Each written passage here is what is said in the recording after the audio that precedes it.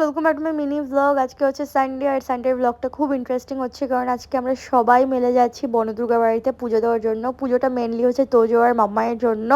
কেন কি না কি সবই তোমাদের সাথে শেয়ার করব, তো দেখতে থাকো ব্লগটা। কেমন লাগে প্লিজ জানিও। তো এখন বাজে সকাল 8:30 আর আমরা বেরিয়ে গেছি, আর বর্দি ভাইরা আগেই চলে গেছে। 8টার মধ্যেই বর্দি ভাইরা বেরিয়ে গেছে কারণ ওরা রংপুর যাবে, রংপুরের থেকে ছোটো মা ওদেরকে নেবে, তারপরে ওরা বনদুর্গা মন্দিরে যাবে। আর আমরা অলরেডি বেরিয়ে গেছি, ডাইরেক্ট বনদুর্গা মন্দিরে চলে যাবো। দেখতে দেখতে দেখো চলেও এসেছি মন্দিরে।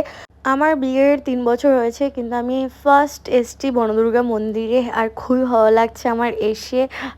ওইদিকে দেখো মন্দিরটা, আর এদিকে বটগাছ রয়েছে, আর এখান থেকে খুব সুন্দর একটা পাহাড় দেখা যায়। আমার তো খুবই ভালো লাগছে দেখতে। তো দেখো এখানে কতগুলো পায়রা, আর মাম্মা দেখে তো খুবই খুশি হয়েছে, কিন্তু মাম্মা ওদের সামনে যেতে খুব ভয় পাচ্ছে। তো যাই হোক, আর বলি তোমাদের কেন বনদুর্গা পুজোটা দেওয়া। আমাদের যখন আতুর ওঠে মাম্মাই হওয়ার সময় আর তোজো হওয়ার সময়, যখন আতুর ওঠে আমাদের, তখন বনদুর্গা পুজোটা করা হয়নি। তো মানে নিয়ম অনুসারে বনদুর্গা পূজা করতে লাগে বাবাদের, বাট তখন একটা প্রবলেমের জন্য বড়দাও করতে পারেনি, রাহুলও করতে পারেনি। তো সেটার জন্য দুজনেরটাই থেকে যায়। তো ওই পুজোটাই আজকে দেওয়া হয়।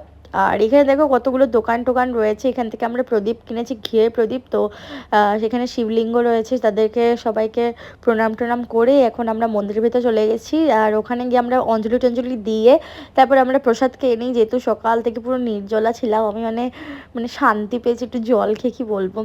আর এই যেখানে দেখো এই জায়গাটা কত সুন্দর, এখানে আমরা কত ফটো টটো তুলি। তারপরে রাহুল বেরিয়ে যায় একটা কাজের জন্য, আর এখানে আমরা রয়ে যাই কারণ প্রসাদ টসাদ খাবো তার জন্য। আর এখানে দেখো বর্দা সবার জন্য আইসক্রিম নিয়ে এসছে, তো আমরা এখানে আইসক্রিম খাচ্ছিলাম। তো আজকে মন্দিরে গিয়ে খুবই ভালো লাগছিল, বাড়ির সবাই ছিল আর খুব ভালোভাবে পুজো দিয়েছিলাম আমরা। আর হয়তো সবাইকে ব্লগে দেখাতে পারিনি, কিন্তু সবাই এসেছিলো, ছোটো পিসি ওরা, ছোটো মা এরা সবাই এসেছিলো। আর তারপরে আমরা বাড়ি চলে আসি প্রসাদ টসাদ নিয়ে। ঘরে এসে আমি প্রসাদ খাই কারণ আমার খুব শরীর খারাপ লাগছিল, ওখানে খেতেও ইচ্ছে করছিল না, আর মাম্মা ঘুমিয়ে পড়ে যায় ঘরে এসে। তো এটা ছিল ব্লগটা। ভালো লাগলে প্লিজ লাইক কমেন্ট শেয়ার। তো বাই বাই।